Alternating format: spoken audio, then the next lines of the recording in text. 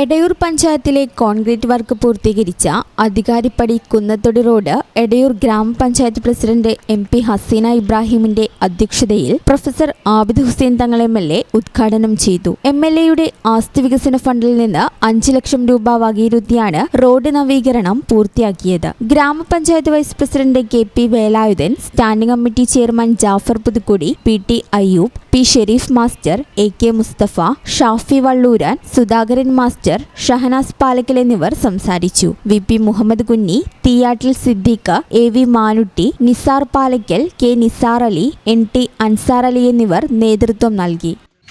5 ലക്ഷം രൂപ അനുവദിച്ചു. അത് ഭംഗിയായി കോൺക്രീറ്റ് ചെയ്ത് പൂർത്തീകരിച്ച് ജനങ്ങൾക്ക് തുറന്നു കൊടുക്കുന്ന ഒരു സന്തോഷകരമായ സന്ദർഭമാണ് നമ്മളിവിടെ ഒരുമിച്ച് കൂടിയത്.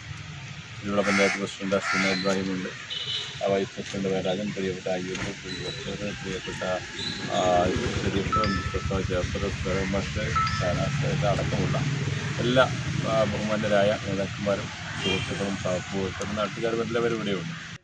ഈ ചാനൽ ന്യൂസ് വളാഞ്ചേരി. ഇടനെഞ്ചിലെ സ്വപ്നം മികച്ച ജോലിയാണെങ്കിൽ ഇനി ചിറകു വിരിച്ചു പറക്കാം. Empire college of science. Empire College of Science, Moondal, Kuttipuram, Malappuram.